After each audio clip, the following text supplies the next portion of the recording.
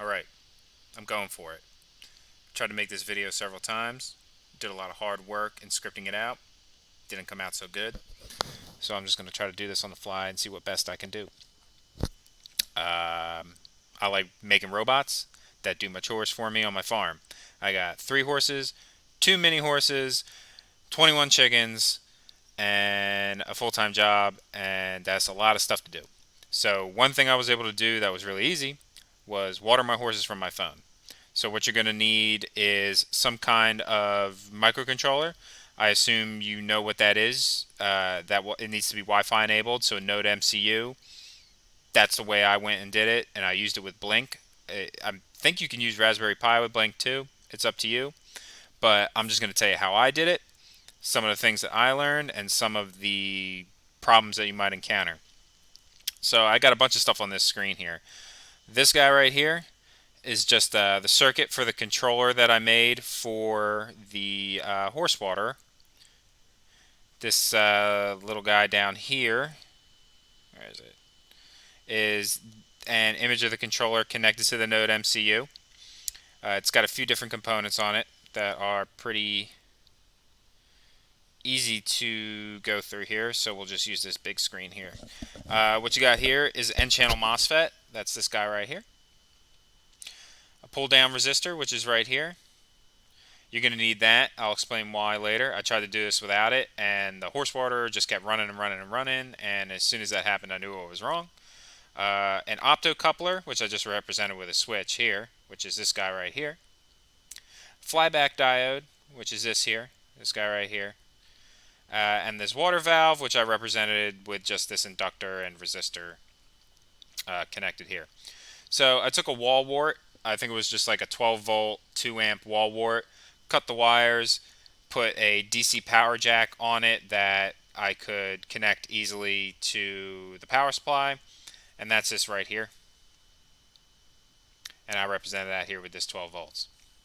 So the way this thing works is you have 12 volt DC here that normally this is open and you have no connection to the MOSFET. What this optocoupler does is it lets you send a signal from your microcontroller that turns on like a little, I think it's an infrared diode that's in here that opens this up and allows the transistor that's inside to conduct, and that would be the equivalent of closing this switch.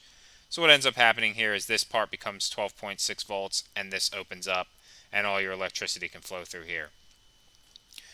When this closes and you don't have this, this little guy right here stays at 12.6 volts and it just keeps pumping and pumping and pumping. So when this switch opens back up, this helps the electricity jump to ground and this go down to 0 volts and close everything off. Because this little gate here will act like a capacitor and just hold the charge. This little diode here is really important for not frying your electronics.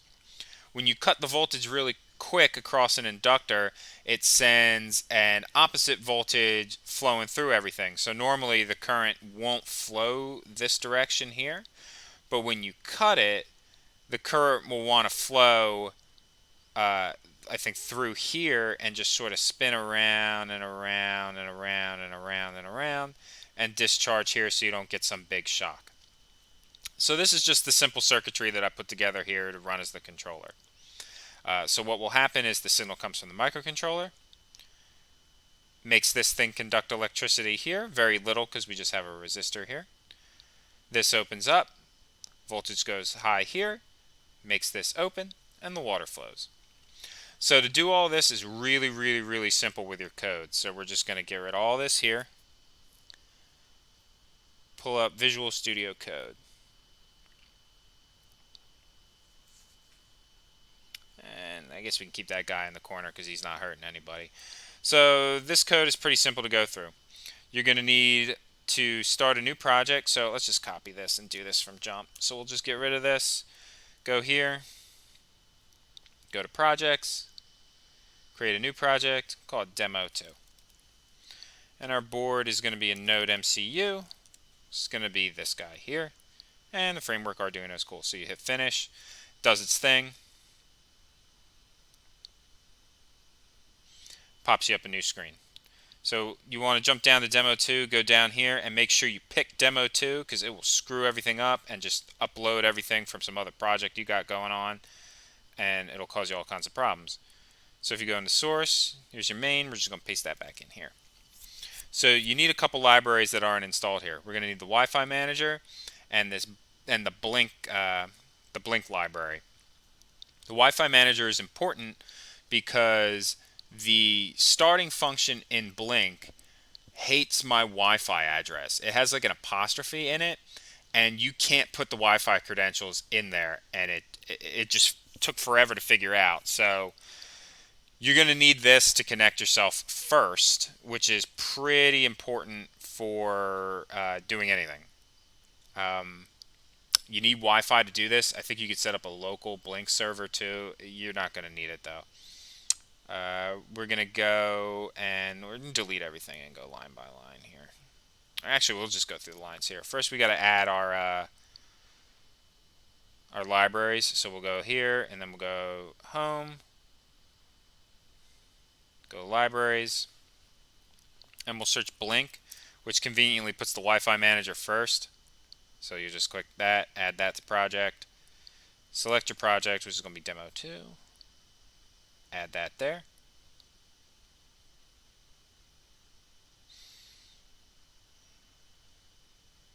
Let's take its sweet time, I guess.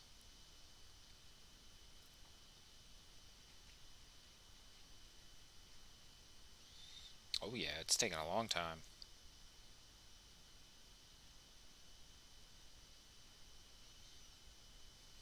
Oh, part of the demo is that so one thing that you have to do is be connected to the internet if you're going to add libraries. We're not connected to the internet, so let me just do that real quick. And I'll explain why we weren't in a second too. So anyway, let's try that again. That should take a second.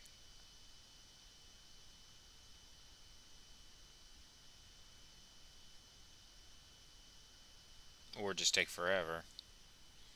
We don't know. Oh, dang.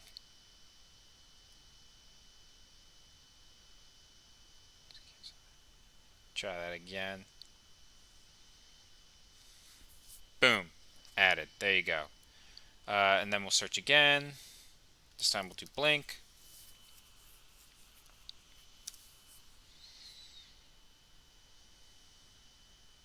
Do the same thing. Select your project. Add it, and we'll be good to go. So then we're just going to have to go back. Now all this stuff should have all these little squiggly lines all clear out in a second. A little aside, try to get away from using the Arduino IDE if you've been using that in the past.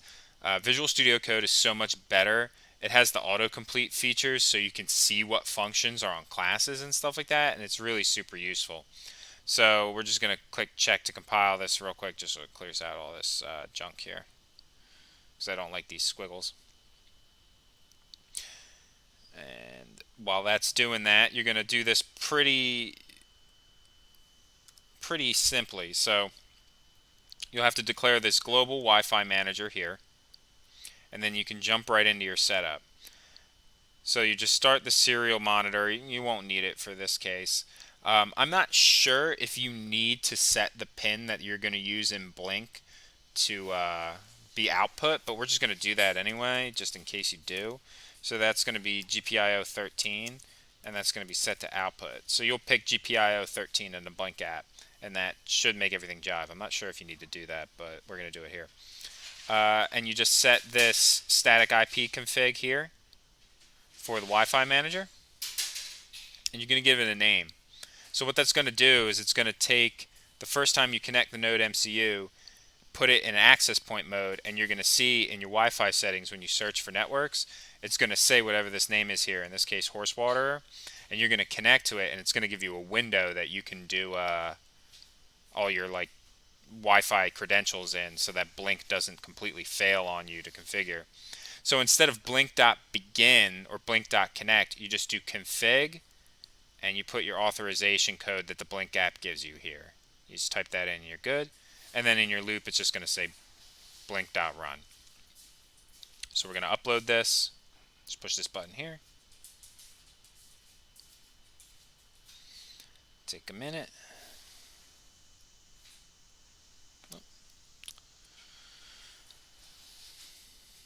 And the reason why we were disconnected from the internet is I was going to demonstrate this little feature here, but you disconnect from the internet when you do it, and I forgot to reconnect.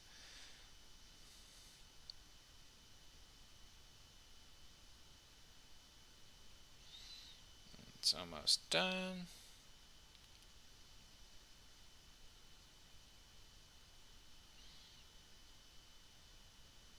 Perfect. So if you go to your little Wi-Fi setting, you should see something that comes up that says Horsewater, and you just click connect.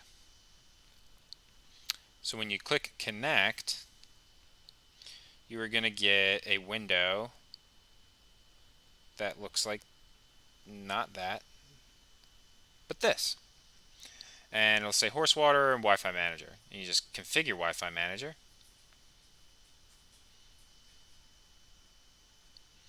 And it'll have the all the networks that are in range. You can see this is our network here. Shout out to Ashley Hum, solid dog breeder and landlord. Cool lady. And you just type your credentials in here. And you click save. And that's it. Now this thing will always save those settings. And you'll always be connected to the internet. So all you have to do now is go into your Blink app that's connected to the microcontroller. And just set it up to activate GPIO 13 on the push of a button, and it'll just actuate that valve. That's all you got to do. You don't need any kind of any virtual pins or anything like that. It's super straightforward to water the horse. So the next video that we're going to do, we're going to talk about like virtual pins and doing more complicated tasks. But for now, this should be everything that you need to, get started with a horse waterer. You don't need to make your own controller. You can control a relay using this. You just buy one from Amazon. Super simple. You don't need to wire anything up like I did. All I know is that I was having problems over time of actuating it a bunch of times, and it would die. So I kind of went with the solid state solution. But it's up to you. If you're familiar with relays, buy a relay. If you're just starting out, feel free to message me with any questions or search other videos on Blink or moving away from an Arduino to Node MCU or whatever, Raspberry Pi. But, just have fun. If you have any more questions, email me, send me a message to the channel or on Reddit or wherever, and maybe I can help you out. But hopefully I'll be posting more content, and the videos will be entertaining or have higher production value than we got going on right now. This was the Node MCU that we coded, by the way. I normally, or that we uploaded the code to. I just power the one in the farm with this USB that you could see. I think it'll plug in right around down there. Just plugs into a wall outlet that I put a USB on. So that's it. Hope you found it useful, and I look forward to making more stuff and hearing from you guys. Thank you so much.